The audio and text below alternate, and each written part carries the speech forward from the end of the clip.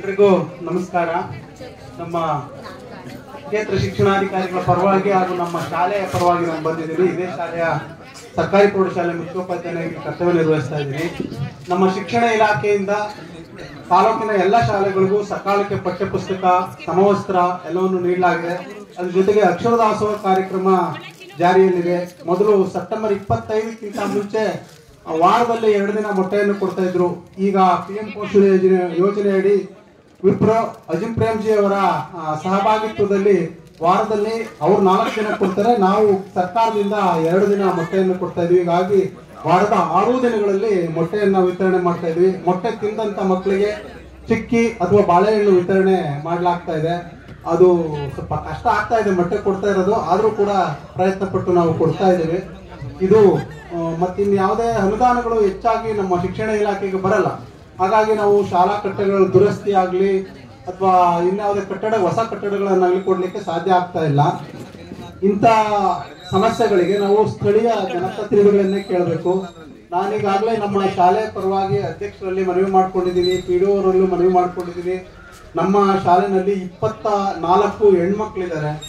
ಎಲ್ಲ ಪ್ರೌಢಾವಸ್ಥೆಯಲ್ಲಿ ಇರ್ತಕ್ಕಂಥ ಹೆಣ್ಮಕ್ಳು, ದೊಡ್ಡ ಮಕ್ಕಳು. ಆ ಮಕ್ಕಳಿಗೆ ಯೂರಿನ್ ಹೋಗಕ್ಕೆ ಕೂಡ ವ್ಯವಸ್ಥೆ ಸರಿ ಇಲ್ಲ.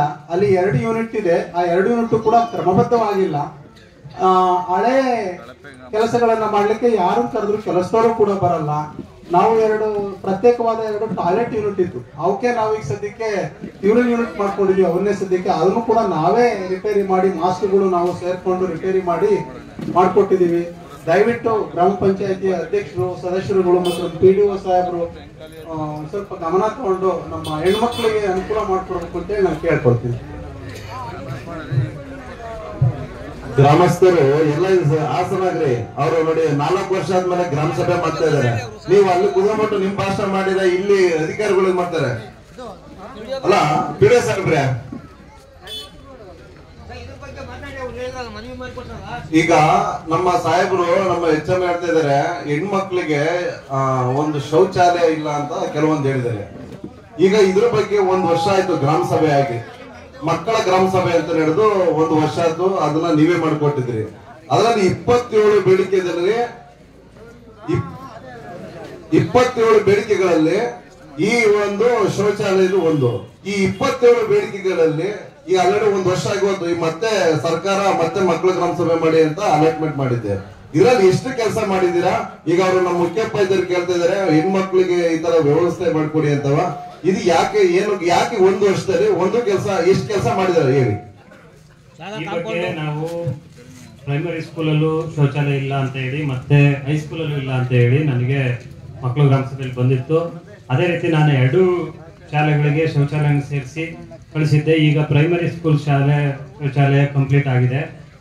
ಇದು ಸಹ ಹೈಸ್ಕೂಲ್ದು ಸಹ ಅಪ್ರೂವಲ್ ಆಗಿ ಟೆಕ್ನಿಕಲ್ ಸ್ಯಾಂಕ್ಷನ್ ಆಗಿದೆ. ಈಗ NMR ಆಗ್ತಾ ಇದ್ದಾರೆ, ಹಾಕಕ್ಕೆ ರೆಡಿ ಮಾಡಿದೀವಿ. ಇನ್ನೊಂದು ವಾರ 15 ದಿವಸದೊಳಗೆ ಖಂಡಿತ ಅದನ್ನ ಸ್ಟಾರ್ಟ್ ಮಾಡ್ತೇನೆ. ಈಗ ಅಪ್ರೂವಲ್ ಆಗಿ ಇರೋದ್ರಿಂದ ಇನ್ನೊಂದು 15 ದಿವಸದೊಳಗೆ ನಾವು ವರ್ಕ್ ಅನ್ನ ನಮ್ಮ ಸದಸ್ಯರ ಹತ್ರ ಮಾತಾಡಿ ದಯವಿಟ್ಟು ಮಾಡಿಕೊಡ್ತೀನಿ.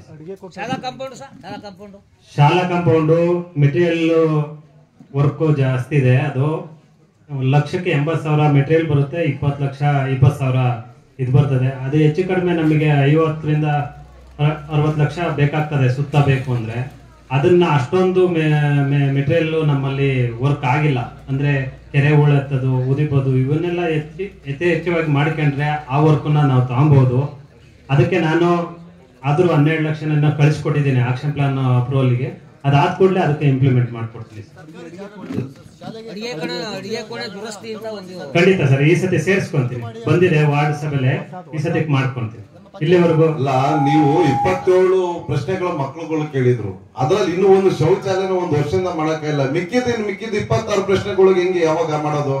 ಏನಂದ್ರೆ ಅದು NREG ವರ್ಕ್ ಕಾಂಟ್ರಾಕ್ಟ್ ಬೇಸ್ಡ್ ಆದ್ರೆ ಮಾಡ್ಕೊಡ್ಬೋದು. NREG ವರ್ಕ್ ಅಲ್ಲಿ NMR ಹಾಕ್ಬೇಕು, ಅದ್ ಮಾಡ್ಬೇಕು. ಅದನ್ನ ಈ ಶಾಲೆನ ಮಾಡಿದ್ದಾರೆ. ನೋಡಿ, ನೀವು ಅವತ್ತೇನಂತ ಹೇಳಿದ್ರೆ ಶೀಘ್ರವಾಗಿ ನಮ್ಮ ಬಗೆಹರಿಸ್ತೀನಿ ಅಂತ ನೀವು ಅದನ್ನ ಹೇಳಿದ್ರ. ಸಾಕ್ಷಿ ಇದೆ, ಪ್ರತಿಯೊಂದು ಇದೆ, ಡಾಕ್ಯುಮೆಂಟ್ರಿ ಇದೆ ನಮ್ಮ ಹತ್ರವ. ನೀವು ಇನ್ನೂ ಅದನ್ನ NRM ಆಗ್ಬೇಕು, ಇದು ಸೇರ್ಬೇಕು ಅಂತಂದ್ರೆ ಏನ್ರಿ ಉತ್ತರ ಇದು? ಏನಾಗ್ತದೆ, ಸರಿ ಮಾಡ್ಸಕ್ 1 ವರ್ಷ ಬೇಕಾ?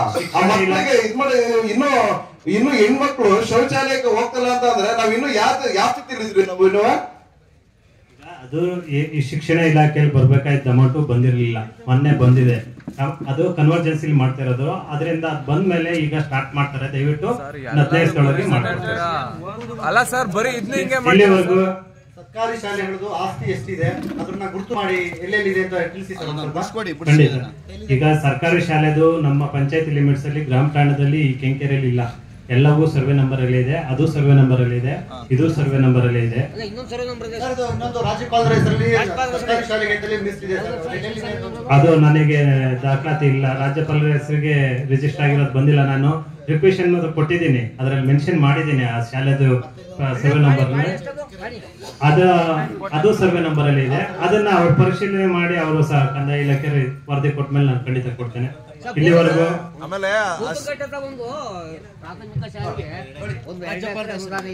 ಅದು ಸರ್ವೆ ನಂಬರ್ ಗೊತ್ತಿದ್ರೆ ಹೇಳಿ.